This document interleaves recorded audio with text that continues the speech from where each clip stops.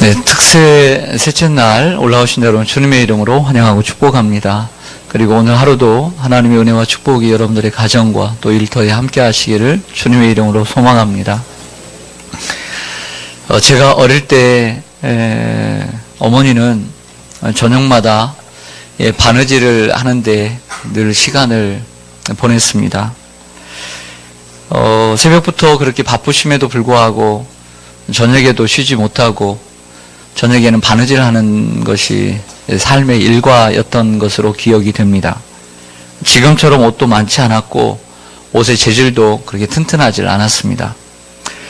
지금 생각해 보면 어머니께서 저를 36에 낳으셨는데 제가 좀 자랐을 때 노안이 일찍 오셨는지 아니면 일을 많이 해서 눈이 침침했는지 근데 저녁만 되면 하도 이 바느질을 많이 하니까 이 실을 자주 껴야 했습니다.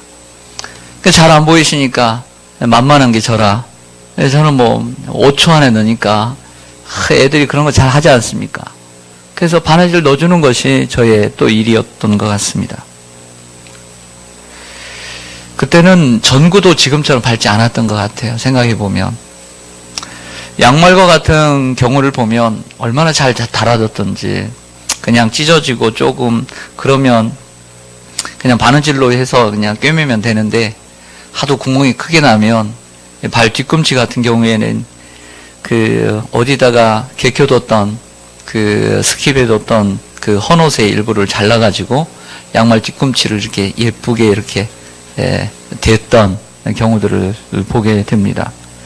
이 바지 같은 경우도 왜 그때는 이렇게 무릎이 많이 닿는지 그래서 그 못 입는 바지를 버리지 않고 잘랐다가 그 무릎을 근데 나중에 보니까 어떤 아동복 같은 데 보니까 무릎에다가 이렇게 대가지고 이렇게 나오더라고요. 그래서 이 척에 헌옷인가 이렇게 싶었는데 새 옷이더라고요.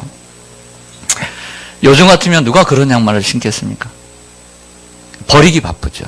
엄마들이 창피하다고 야 이런 거 신지 마 얼마나 많은데 하면서 버리기 바빠요. 요즘 애들이 그런 바지를 누가 입겠습니까? 하지만 그때는 그냥 친구들이 다 그런 옷을 입었어요. 특별히 학교 갈 때 빼놓고는 그냥 놀 때는 다 그런 바지들 입고 사니까 그러니 하고 우리가 살았습니다. 참 오래된 얘기입니다. 오늘 본문에 보면 예수님께서 두 가지 비유를 듭니다. 하나는 옷에 대한 비유이고 하나는 포도주에 대한 비유입니다. 오래된 옷이 한 벌 있습니다. 아직 입을 만한데 한 곳이 헤어졌습니다. 버리기는 아깝고 옛날에 옷이 많지 않으니까. 그래서 얼마 안 된 이 새 옷에 얼마 안 된 이 새 옷에서 이 가위질을 해서 한 조각을 새 옷에서 끊었습니다. 그 헌옷에 덧댔습니다. 어떻게 될까요? 입다 보면 어떻게 될까요? 먼저는 새 옷을 버려야 합니다. 왜 그것을 왜 새 옷에서 왜 오려냅니까? 새 옷을 버리게 돼요. 두 번째는 이 새 옷과 헌옷의 질감도 그렇고 색깔도 그렇고 어울리질 않아요. 세 번째는 새 옷의 이 옷감의 질이 세기 때문에 나중에 한참 애들이 있다 보면 이 헌옷이 당겨져 가지고 더 헤어짐이 심하게 됩니다. 이것이 예수님께서 오늘 하셨던 첫 번째 비유입니다. 새 옷을 낡은 옷에 대는 자가 없다. 이렇게 말씀을 하셨습니다. 두 번째는 포도주에 대한 비유입니다. 예수님 당시에 이스라엘은 포도주가 음료와 같았잖아요. 포도주를 만들 때 염소 가죽, 양가죽이 아닌 염소 가죽으로 많이 만들었다고 합니다. 근데 이 염소 가죽으로 만든 가죽 부대에 포도주를 넣고 발효를 시킵니다. 여기서 포도주란 만들어진 포도주가 아니라 포도원에서 막 단 포도를 이제 발효시키는 포도즙을 얘기를 합니다. 이 포도를 따서 이제 막 그 포도즙을 만들기 위해서 넣는 거죠. 뭐 설탕도 넣을 수도 있고요. 포도즙이 발효하기 시작하면 그곳에서 그 이산화탄소 가스가 나옵니다. 그 가스가 점점 나오면서 그 안에서 막 발효작용을 하면서 부글부글 끓을 거 아니에요. 팽창을 하게 됩니다. 함께 팽창을 하면서 가죽 부대도 늘어나게 되겠죠. 근데 새 가죽 부대는 신축성과 유연성이 있어서 그 새 포도주를 담기에 안성맞춤입니다. 그런데 여러 번 쓴 낡은 가죽 부대에 이 새 포도주를 넣게 되면 이 가죽 부대가 신축성이 없고 유연성이 없어서 더 이상 늘어나지 못해 터지는 경우가 발생하게 된다는 거죠. 결국에는 그 포도주도 버리고 부대도 버리게 되는 안타까운 일이 발생한다. 이것이 예수님의 두 번째 비유입니다. 여기에 당연히 새 포도주는, 이 본문 속에서 새 포도주는 예수님, 그리고 예수님이 가져오신 새로운 시대, 하나님의 나라, 그리고 예수님이 가져오신 진정한 복음, 이것을 가리키는 것입니다. 하나님의 나라는 마치 새로운 포도주와 같아서 팽창합니다. 운동력이 있습니다. 활력이 있습니다. 부글부글 끓어올라 더 이상 늘어나지 않는 가죽 부대를 터지게 할 정도로 힘이 있습니다. 그런데 사실 여러분들이 읽어오신 분들이 계실 것입니다. 본문을 읽고 좀 더 주의가 깊으신 분들은 2장 첫 절부터 읽어오신 분, 또 한 장 전체를 읽어오신 사려 깊은 분들도 있을 것입니다. 오늘 예수님께서 이 옷에 대한 비유와 포도주에 대한 비유를 하게 된 원인은 18절에 나오는 이 바리새인들의 금식 문제입니다. 당시에 바리새인들, 이 유대인들 중에 바리새인들 6,000명들은 아주 열심당원들이었습니다. 그들은 금식을 했습니다. 세례 요한의 제자들도 금식을 했습니다. 근데 이 바리새인들은 예수님을 탐탁치 않게 생각했습니다. 가짜라고 생각했습니다. 그래서 태클을 걸고 넘어지게 하고 힘들게 했습니다. 근데 뭘 가지고 또 넘어지게 했냐면 이렇게 했습니다. 우리들과 그 세례 요한의 제자들은 금식을 하는데 당신의 제자들은 금식을 하지 않는다. 왜 그러냐? 이렇게 묻는 질문에 오늘 답이 나왔던 것이죠. 그때 예수님께서 이렇게 말씀하십니다. 그 혼인집 손님들이, 들러리들이 신랑과 함께 있을 때는 금식하는 것이 아니다. 그런데 신랑을 빼앗길 날이 올 텐데 그때는 금식할 날이 올 것이다. 이렇게 말씀하시면서 오늘 이 두 가지 비유를 하게 된 것입니다. 바로 이 신랑은 바로 예수님이죠. 예수님이 우리와 제자들과 함께 있을 때는 금식할 필요가 없다. 그러나 예수님이 십자가에 죽으시고 부활하시고 가시고 난 다음에는 금식을 해야 한다. 이런 말씀을 하고 있던 것이죠. 자, 우리가 새해가 되면 일상 우리가 이 성경 속에서 떠올리는 단어가 있습니다. 그것은 새 포도주는 새 부대에 넣어야 된다. 어느 정도 상식을 가지고 있는 세상 사람들도 성경에 있는 이 글귀를 알고들 있습니다. 새 포도주는 새 부대에. 즉 이 말은 새해가 됐으니 우리 새로운 마음을 갖고 한 해를 시작해야 되겠다는 말이 맞습니다. 그런데 우리는 이 말씀을 묵상하면서 새 부대에 대해서 우리는 집중하기 시작할 때가 참 많습니다. 그래, 맞아. 새 포도주는 새 부대에 담아야 되니까 담는 이 부대를 어떻게든지 잘 바꿔야지. 내 마음을 바꿔야지. 이런 생각들을 많이 합니다. 맞습니다. 새 가죽 부대도 중요합니다. 근데 새 가죽 부대보다 더 중요한 게 있습니다. 뭘까요? 새 포도주가 더 중요합니다. 새 포도주가 없는데 새 가죽 부대가 무슨 소용이 있겠습니까? 예수님이 없는데 아무리 새 마음을 준비해봤자 무슨 소용이 있겠습니까? 성경에는 포도주에 대한 기사가 몇 번 등장합니다. 공교롭게도 요한복음 2장, 사도행전 2장에 등장합니다.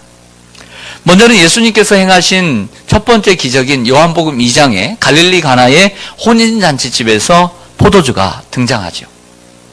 예수님은 어머니와 함께 어느 가까운 친척의 혼인잔치집에 초대를 받아 가셨습니다. 그런데 안타깝게도 중간에 포도주가 다 떨어져 버린 거예요. 생각보다 손님들이 많이 왔는지 아니면 어떤 실수가 있었는지 난감한 상황이 발생합니다. 당시 관습으로는 결혼식 파티에서 포도주가 떨어지는 것은 오신 손님들에게 큰 결례였던 것으로 보입니다.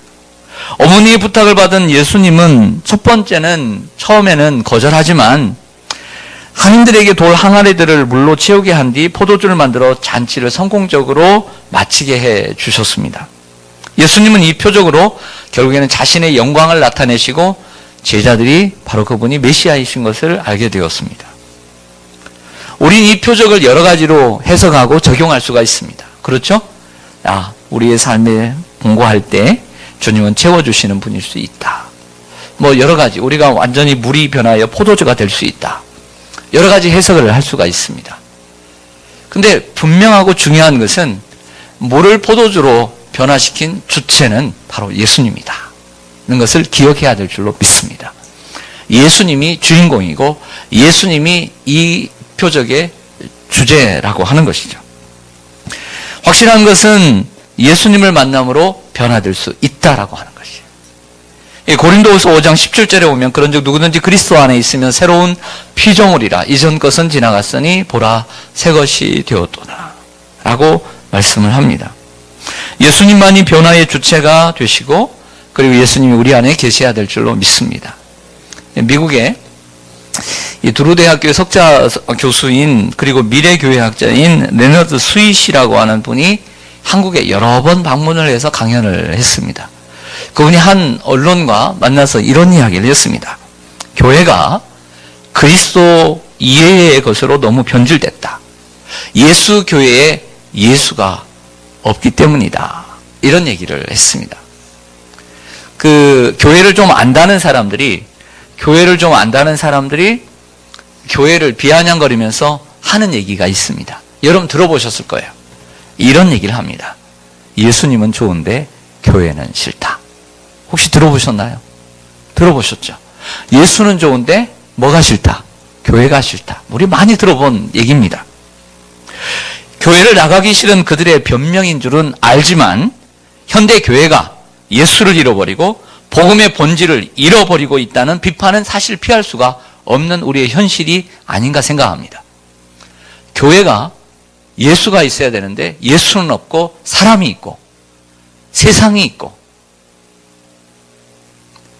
우리가 새 마음만 갖는다고 해서 새로워지는 것은 아닌 것 같아요. 이 이야기를 한번 들어보시면 혹시 여러분들이 인정해 주실 것 같습니다. 우리가 새 마음만 갖는다고 해서 새로워지는 것은 아닌 것 같아요.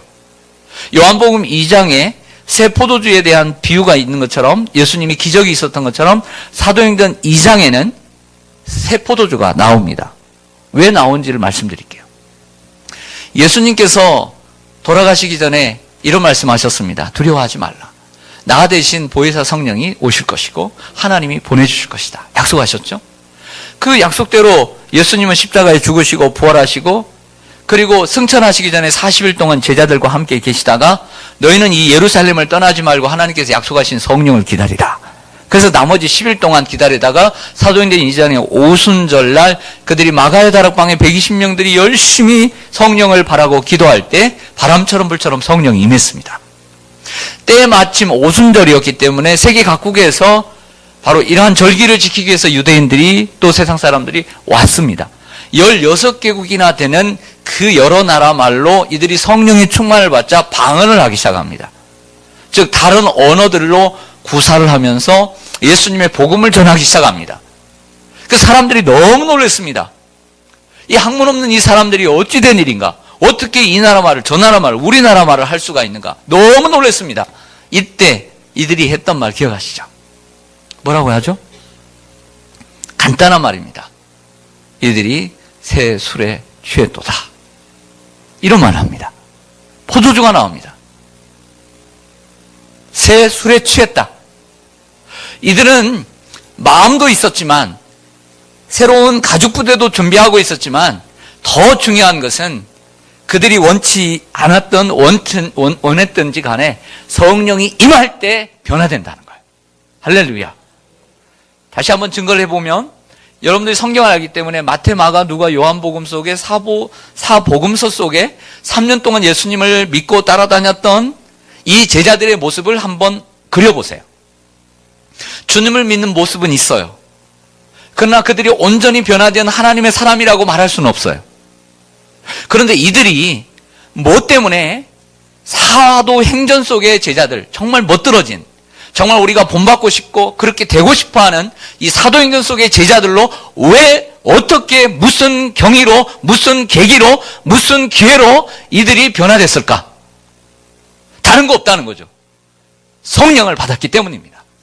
성령을 받았기 때문에 이들은 변화될 수 있었죠. 사람이 마음을 새롭게 한다고 해서 사실 여러분 우리가 올해 정말 잘 살아야 되겠다. 우리가 다짐한다고 해서 사실 1년 동안 갑니까? 오래 못 가잖아요. 그런데 제자들이 이렇게 변화될 수 있었던 것은 성령을 받았기 때문이에요. 성령의 충만함을 받으니까 정말 성령이 주관하시니까 따라가니까 된 줄로 믿습니다. 여러분 새 부대도 중요하지만 그 먼저 새 술이 우리 가운데 있어야 되는 거예요. 우리는 새 부대가 돼야 되지만 당연히 예수가 있어야 되는 거예요. 그래서 우리가 함께 예수님을 추구하고 그리고 예수님을 바라는 우리가 되기를 원합니다. 세상 사람들이 한 말이지만 저는 그 말이 마음에 많이 좀 걸렸어요. 이번에 12월 18일 날 경찰서 우리가 성탄 연합 예배를 12월 달에 항상 드립니다. 근데 이번 이제 경찰서장이 1년씩 로테이션 되거든요. 7월 달이면 바뀌고 오래 가질 않아요. 옛날처럼. 근데 이번에 참 성격이 좋고 쾌활해요. 작년 소장은 성탄 예배에 참여하지 않더라고요. 전날 술을 많이 마셨다고. 그래서 좀 기분이 안 좋았어요. 그런데 이번에 참석을 하셨어요. 근데 그분이 한 말 중에 제가 마음에 걸려요.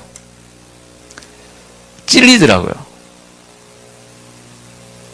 우리 세상 사람들이 하는 말도 때로는 하나님은 나귀를 통해서도 우리들에게 말씀하시는데 들어야 될 줄로 압니다. 그분이 이런 말을 합니다. 정확하지는 않지만 이런 뉘앙스였어요. 목사님들이 기도를 하고 설교를 하고 너무 마치 준비된 웅변을 하는 것처럼 들린다. 그런데 이런 얘기를 합니다. 너무 우리가 사람들에게 너무 집중한다.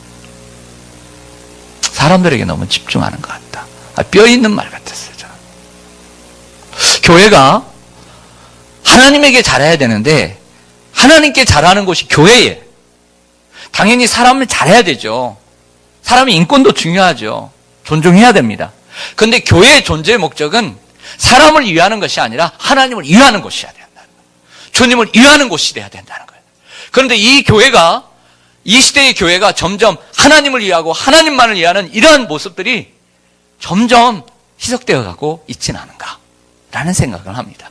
마치 포도주긴 포도주인데 물을 많이 탄 포도주, 설탕이 많이 들어간 포도주 이런 건 아닌가라는 생각을 합니다.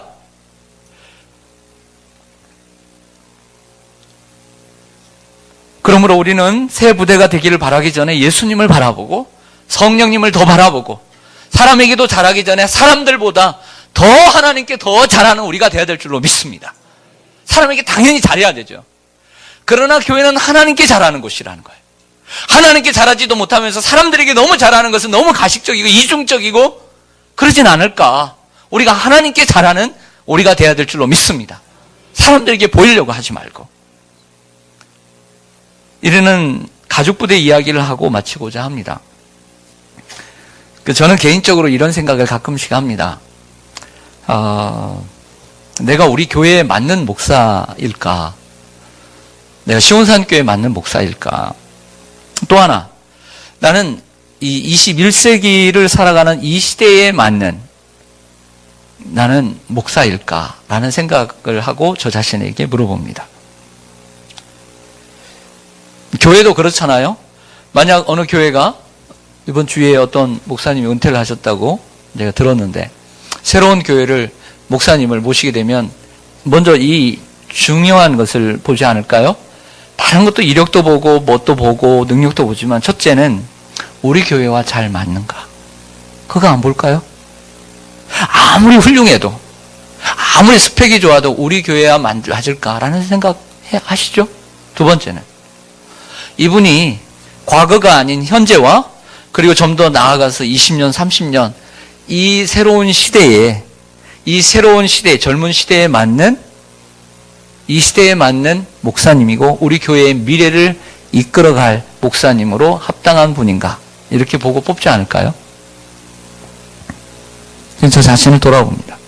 마찬가지로 여러분 목회자뿐만 아니라 여러분들 또한 성도들 또한 새 시대를 담을 수 있는 그릇이 되어야 된다고 생각합니다. 우리는 예수님을 새 시대에 전할 수 있는 통로가 되도록 준비하고 우리는 예수님이 우리에게 주신 복음을 변화무쌍한 이 세상에 전할 수 있는 도구가 되도록 노력해야 합니다. 이를 위해 교회와 우리 자신이 함께 노력해야 할 부분이 있습니다. 몇 가지를 생각해 보았습니다. 첫째는 본질에 충실하고 비본질에 좀 자유롭자 하는 것입니다. 피아노가 이쪽에 있든 저쪽에 있든 성가대 좌석이 여기에 있든 저쪽에 있든 그게 무슨 상관입니까? 이건 비본질입니다. 교회가 이런 일로 너무 힘을 쏟아요. 이런 것은 맡은 책임자들이 생각하고 가장 효율적으로 놓으면 되는 거예요. 할렐루야. 교회가 너무 비본질적인 것에 너무 공력을 들여요. 예배 시간에 찬송가를 불러야 할지 복음성가를 불러야 할지 상관없습니다. 이 말은 마치 우리 교회 안에 신디를 둬야 되냐 드럼을 둬야 되냐 이런 말과 똑같은 거예요. 나중에는 다 두잖아요. 시대의 변해서. 이미 우리는 교회 예배 시간에 복음성가를 부르고 있어요. 끝송에. 그리고 우리 유치부, 유초등부, 중고등부, 청년부는 이제 찬송가를 잃어버리고 대부분 복음성가 중심으로 예배를 이미 드리고 있어요. 우리 아이들을 흡수하고 우리 아이들과 함께 통합하고 함께 가기 위해서는 변화되어야 돼요. 찬송가의 의미는 찬송가에 들어있기 때문에 찬송가일 뿐이에요. 둘째는 전통에 매이지 말고 정통을 지켜가야 합니다.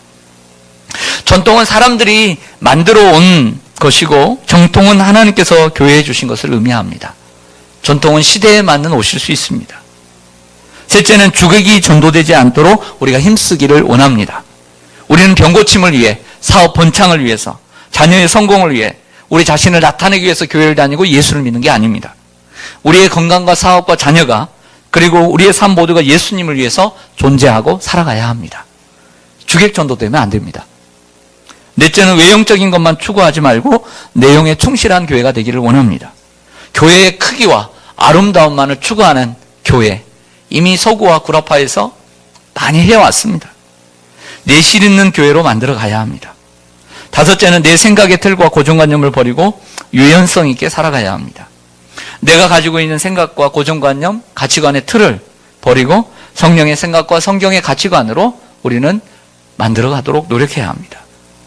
성도 여러분, 우리가 세수를 세 부대에 받지 않고 이 다섯 가지들처럼 살지 않으면 얼마 가지 않아 우리 한국 교회는 유럽과 그리고 북미 교회처럼 박물관 교회로 남게 될 것입니다.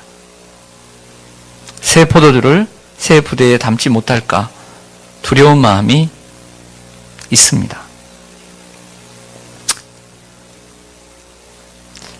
주님의 것을 이 시대에 담아내지 못할까? 젊은이들을 생각하면서 마치 좀 많이 고민을 합니다. 하지만 우리가 새 포도주를 새 부대에 담는 노력을 끊임없이 계속 할 수 있다면, 또 그렇게 노력한다면 하나님께서 이 시대의 교회, 우리 한국교회와 또 우리 교회를 기뻐하시고 그래도 하나님께서 더 우리를 사용해 주실 줄로 믿습니다. 기도하겠습니다.